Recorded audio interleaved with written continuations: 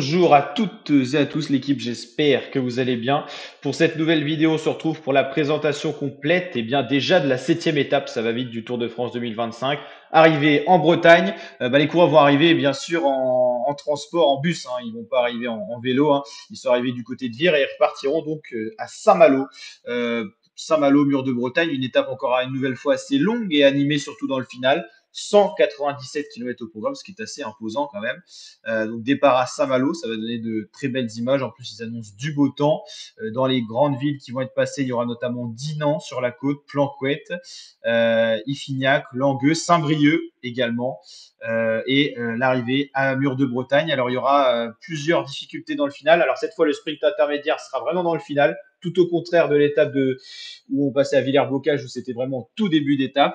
Et ensuite, côte du village de Mur de Bretagne. Ce mur de Bretagne sera donc grimpé une vraie fois, après une petite esquisse d'un petit bout, à l'arrivée, bien sûr. Donc en tout, il y aura trois côtes, dont le mur de Bretagne revisité par certains côtés, quoi. Donc en tout cas, ça va être l'animation de la course quand même. Mur de Bretagne, c'est toujours une étape très punchy où les sprinteurs ne peuvent pas réellement s'imposer.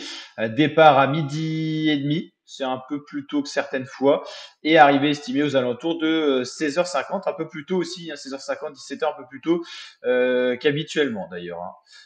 Voilà, ça change un petit peu tous les jours, donc c'est toujours intéressant à regarder. Au niveau de la carte, on sera en plein ouest de la France. On va regarder un petit peu ça. Il y aura deux étapes en Bretagne, donc on l'a dit là pour l'instant, on a déjà fait une bonne partie, hein.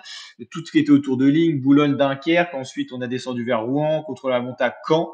C'est passé une vitesse. Arrivé à Vire. Là, on a donc les deux étapes en Bretagne à venir. Il y aura également une arrivée à Laval. On ira donc en Mayenne. Et ensuite, il y aura pas mal de transferts, un peu d'étapes dans le milieu de la France. On ira chercher des massifs montagneux qui tardent à venir quand même dans ce Tour de France 2025.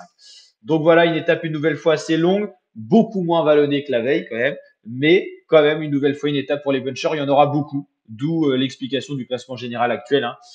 C'est vraiment les punchers qui ont pris possession des premières positions, les punchers et les leaders aussi, hein.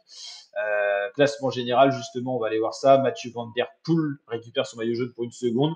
Pogacar, Evenepoel 2 et 3. Kevin Vauquelin, le français surprise pour l'instant de ce top 10 au général. Vingegaard, Jorgensen, Almeida, Benili, qui s'est bien replacé vite suite à son échappée. Lipovic et Roglic. Roglic qui a été lâché dans le début de l'étape entre Bayeux et Vire. Il a réussi à revenir dans le peloton, mais compliqué, hein, ce début de Tour de France pour Roglic. On voit bien qu'il n'est pas à son prime. Oscar Onley, Skelmose, Mas, Buitrago, Johansson, Aurélien Paré-Pinte, encore classé au général, Carlos Rodriguez, Gall, Gega, qui fait pas un mauvais Tour de France, et Jack Egg. Les écarts sont conséquents, hein. Vous imaginez que le 20e est déjà à plus de 5 minutes en 7 étapes, en 6 étapes pour l'instant, ce qui est énorme. Et les derniers sont à plus de 1 heure déjà. Et c'est Matteo Vercher, le dernier au classement général. La lanterne rouge est un Français. Au niveau des abandons, ça continue à accentuer. Donc, première étape, c'était Ghana, Bissegger. Troisième étape, Jasper Philipsen, on se souvient de sa chute. Emilien Janer et Jasper Debuch, non partant à Caen. Et donc, voilà, on n'a plus que 179 à la place de 184 coureurs. On continue les classements pour aller voir les maillots distinctifs. Donc, on l'a dit, au meilleur au général, c'est Mathieu Van Der Poel.